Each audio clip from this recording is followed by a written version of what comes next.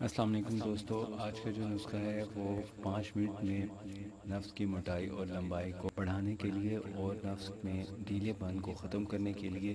بہت ہی مفید اور مؤثر ہے۔ وقت پہ استعمال کرنا ہو، وقت خاص پہ، تو آپ کو اس کے بہترین ریزلٹس ملیں گے۔ 15 منٹ آپ کو چاہیے اس کے فائدہ اٹھانے کے لیے۔ 10-15 منٹ میں اس کا اثر ہو جاتا ہے اور اس کے استعمال سے نفس میں زبردست قوت پیدا ہوتی ہے اور اس میں ڈھیلا پن ختم ہو جاتا ہے اور نفس میں موٹائی بھی پیدا ہوتی ہے اور نفس موٹا اور لمبا ہو جاتا ہے۔ اور صرف 5 سے 15 منٹ کے استعمال سے اس کا بہترین آپ کو رزلٹ ملتا ہے اور اس کے کسی قسم کے کوئی سائیڈ ایفیکٹس بھی نہیں ہیں اور اس کو استعمال کرنا بھی بہت آسان ہے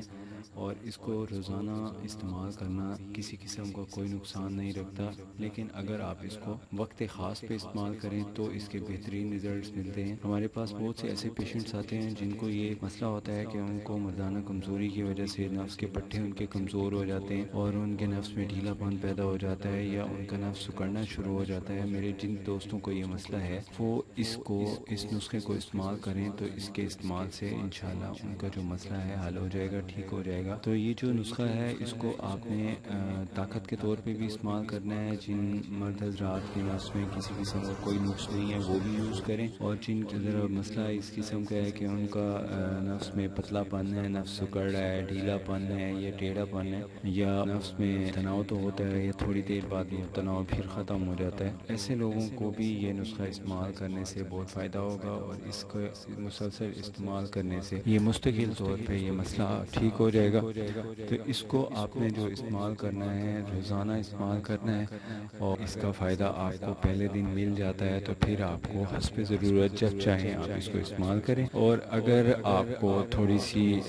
اثرات میں کمی یا اس کے رزلٹ میں کمی محسوس ہو تو پھر آپ کو چاہیے آپ کچھ دن لگاتار یوز کریں جب تک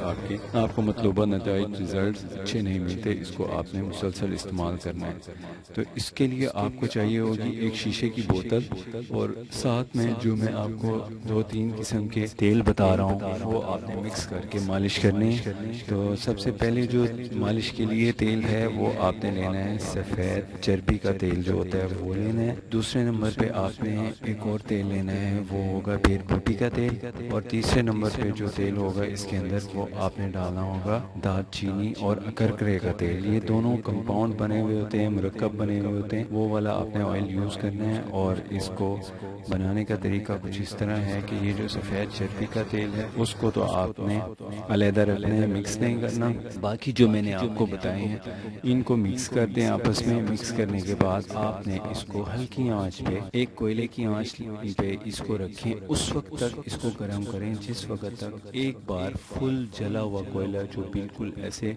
بکھرا ہوتا ہے ٹھنڈا نہیں ہو جاتا، آپ نے اس کو ہوا سے بچانا ہے اور اس کی جو ہیٹ ہے وہ اس کو ملے۔ اوپر سے کسی سٹک سے یا لکڑی کسی شاخ سے اس کو ہلاتے رہیں، یہ گاڑھا ہوتا جائے، کوئلہ بجھ جاتا ہے۔ تو اس کو آپ نے تیار کرنے کے بعد کسی شیشے کی جو بوتل ہے اس کے اندر بھر لینا ہے اور بعد میں آپ نے اس کو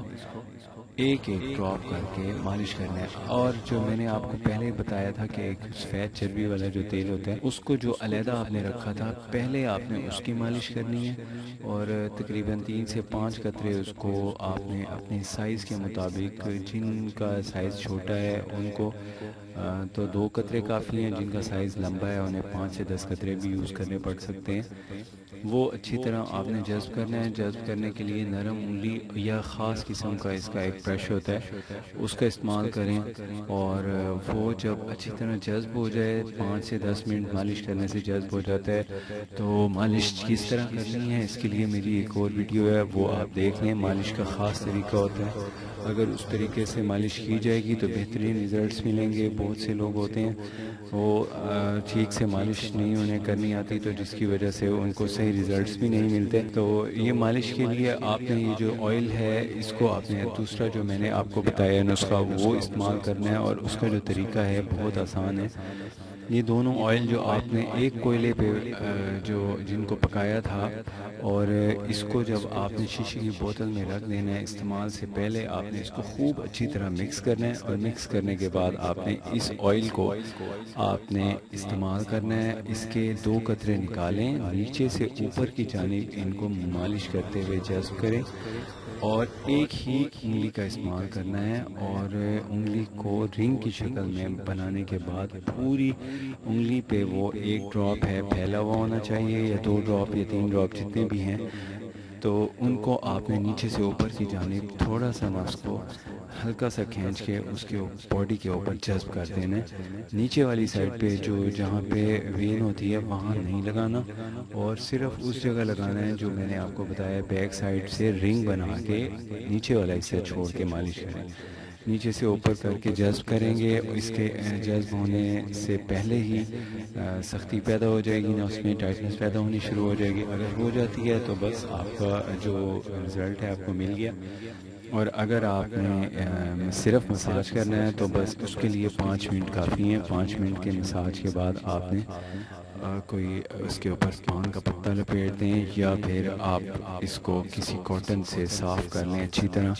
اور پھر اگر تھوڑی دیر میں آپ کو چھوٹا پیشاب آتا ہے وہ آپ نے کرنا ہے، یورین پاس کر کے طہارت نہیں کرنی، طہارت کے بجائے ٹیشو کا استعمال کر لیں، یا نیم گرم پانی سے طہارت کریں، تو اس کے بہترین ریزلٹس ملیں گے۔ اور اس کے علاوہ آپ نے مالش کی صورت میں تو آپ کو فائدہ ملتا ہے، لیکن اگر آپ نیم گرم پانی جو ہوتا ہے، حسب برداشت پانی گرم ہونا چاہیے، اس کی دھار ڈالنے سے بھی نفس میں خوب تناؤ اور سختی اور موٹائی پیدا ہوتی ہے، اور اس کا ڈھیلا پن ختم ہو جاتا ہے، اور اس کا سکڑاؤ جو ہوتا ہے یہ سکڑنا شروع ہو جاتا ہے، سائز چھوٹا ہونا شروع ہو جاتا ہے، وہ اس کے استعمال سے ٹھیک ہو جاتا ہے۔ اور ٹھنڈی چیزوں سے آپ نے احتیاط کرنی ہے، یہ بہت ضروری ہے۔ برفانی چیزیں بالکل استعمال نہ کریں ایسے لوگ، اور اس کے علاوہ تھکن کو ختم کریں۔ بدن میں جو ویکنس ہو جاتی ہے، تھکن ہو جاتی ہے نا، اس کا جو لوگ کیئر نہیں کرتے ان کو دوائیوں کا بھی رزلٹ نہیں ملتا، تو انہیں میں اچھے سے اچھے نسخے بھی کھلا دوں، بنا کے دے دوں، تو بھی ان لوگوں کو فائدہ ملتا ہے، عارضی ملتا ہے، اس کے بعد وہ ختم ہو جاتا ہے۔ تو میں میرے جن دوستوں کو یہ مسئلہ ہے ان کے لیے یہ خاص ہدایت ہے کہ اپنے آرام کا خاص خیال رکھیں، وقت پہ مطلب رات کو سو جائیں۔ وقت بہترین سونے کا جو وقت ہے وہ عشاء کی نماز کے فوراً بعد ہے، اور پیارے نبی پاک صلی اللہ علیہ وسلم نے فرمایا کہ عشاء کے بعد دینی حاجت کے علاوہ جاگنا مناسب نہیں ہے، تو اجازت نہیں ہے اس کی۔